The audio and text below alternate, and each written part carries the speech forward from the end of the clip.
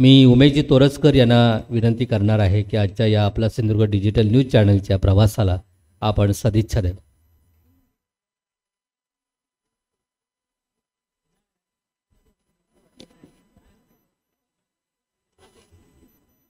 आपला सिंधुदुर्ग या digital news चॅनलच्या 4थ्या वर्धापन दिनानिमित्त सर्वप्रथम मी राजन चव्हाण आणि त्याच्या सर्व डिजिटल परिवाराला मनापासून शुभेच्छा देतो. आजच्या या कार्यक्रम प्रसंगी उपस्थित असलेले आमचे मित्र ज्येष्ठ पत्रकार संतोष वांगणकर, आत्ताच ज्यांची निवड झाली ते कणकवली तालुका पत्रकार समितीचे अध्यक्ष भगवान लोके, आमचे मित्र विवेक तामणकर, श्री चौकेकर आणि या डिजिटल न्यूज चॅनलचे संपादक राजन चव्हाण आणि सर्व परिवार.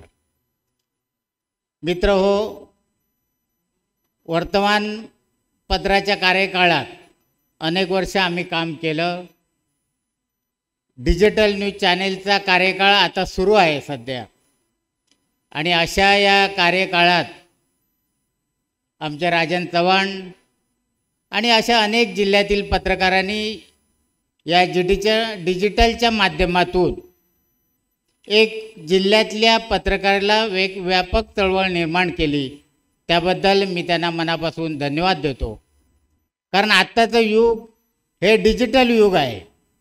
पूर्वी वर्तमानपत्रात काम केलेले आम्ही सर्वजण आणि आता डिजिटलच्या माध्यमातून काम करणारे आमचे सगळे पत्रकार, या सगळ्यांमध्ये फरक इतकाच आहे की यांना ऑन दी स्पॉट आत्ता घडलेली घटना लगेच त्या माध्यमातून प्रेझेंटेशन करावं लागतं, आणि आम्हाला एक दिवसभराचा वेळ मिळतो जी सकाळी घडलेली घटना आम्ही संध्याकाळपर्यंत वृत्तपत्रांमध्ये पाठवू शकतो.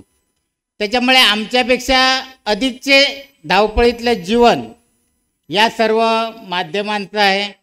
आणि आता बदलत्या युगात हीच माध्यमं आघाडीने कार्यरत आहेत. राजन चव्हाण हे आमचे मित्र आहेत. ते 2001च्या माध्यमातून आमच्या पुढारीत परिवारामध्ये होते, आणि तिथून ते अनेक चॅनल, अनेक वृत्तपत्र, आणि आता त्यांनी स्वतःचं डिजिटल न्यूज चॅनल सुरू केलेलं आहे. अनेकांचा अनेक प्रवास होय. आम्ही अनेक वर्ष वृत्तपत्रात काम केले, पण स्वतःचं वृत्तपत्र किंवा डिजिटल चॅनल सुरू करू शकलो नाही आहे. पण राजन चव्हाण यांनी जी भरारी घेतली, माझे ते मित्र आहेत, त्यांना मनापासून धन्यवाद देतो. कारण अशा पद्धतीने वृत्तपत्र सुरू करणं आता खूपच कठीण आहे, पण चॅनेल सुरू करणं हे तसं सोपं आहे, पण तितकं जिकरीचं आहे. कारण 2 माध्यमं वेगवेगळ्या पद्धतीनं काम करतात, आणि त्याचा अनुभव आम्ही आता घेतोच आहे. कारण आमचं जरी वृत्तपत्र असलं तरी आमचं पण डिजिटल न्यूज चॅनेल आहे. जसं आज प्रहार आहे, तरुण भारत आहे, तसंच आमचं पण, म्हणजे सगळ्याच वृत्तपत्रांनी आता डिजिटलायझेशनमध्ये सुरुवात केलेली आहे. आणि ह्या माध्यमातून काम करत असताना वृत्तपत्रामधल्या बातम्या उशिरापर्यंत कशा प्रेझेंटेशन देता येईल, लोकांपर्यंत जातील, वाचकांपर्यंत जातील, याचा सर्वांनीच माध्यमातून प्रयत्न चाललेला आहे. आता इथे दादा कुडतरकर बसलेले आहेत, आमचे अगदी जुन्या काळातले. आमचे वडील इथे फॉरेस्टमध्ये असल्यापासून दादा आणि आमचा संबंध आहे. 1982-83च्या पासून दादा आणि आमचे जवळचे संबंध आहेत. तसंच आता इथे नाडकर्णी, फोंडाघाटचे, त्यांचाही सत्कार केला. मी शक्यतो या भागात अधिकतेने काम केलेलं आहे. मी फोंडाघाटमध्ये अनेक वर्ष होतो, कणकवलीमध्ये होतो, त्यामुळे मला या भागातील अनेक लोकांचा अगदी जवळचा परिचय आहे. आत्ताच कुमार नाडकर्णींचे बंधू, त्यांचा पण सत्कार झाला. या भागातील अनेक लोकांचे सत्कार झाले. राजन चव्हाण यांनी एक काही हिरे शोधले असं मी म्हणेन. कारण ज्यांनी आपल्या आयुष्यकाळात समाजसेवेचं व्रत वळून ज्यांनी काम केलं, त्या अशा अनेकांना त्यांनी आज पुरस्कार देऊन गौरव केला.